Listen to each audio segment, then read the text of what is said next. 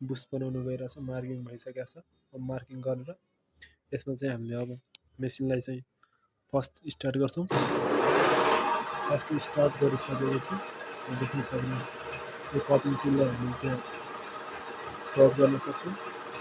हामीले यसको outside diameter गर्नुपर्ने छ 75 छ। यसको आउटसाइड डायमिटर 75 छ।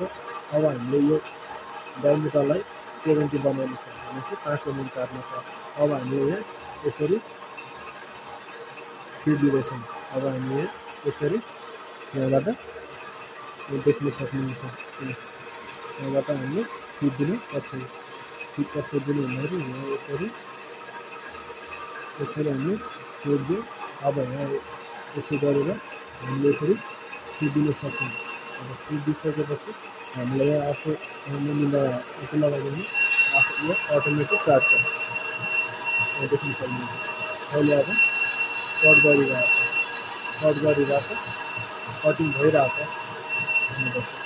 यति सब कटिङ भइरहेछ। अब केही मिनटमा त्यो सकिन्छ। अहिले चाहिँ जइन्टको हामी के बनाइरहेको छौँ, जइन्टको हामी बुस्ट बनाइ राखेको छ। बुस्ट हुँदैछ, भइरहेछ है। हामीले यसरी बनाउनु देख्नु कसरी गर्ने भन्दाखेरि अब कमेन्टमा आएर भन्न सक्नुहुन्छ।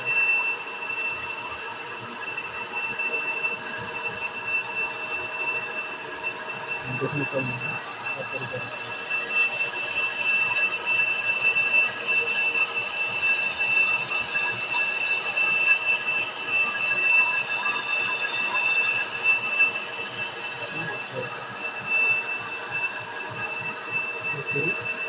कट भइरहेछ यो चाहिँ जइन्ट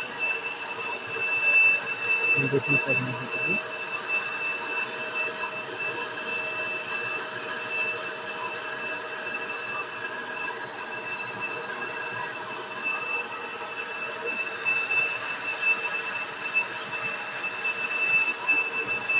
ल फाइनली सक्यो। अब हामीले यसलाई बन्द गरिदिउँ।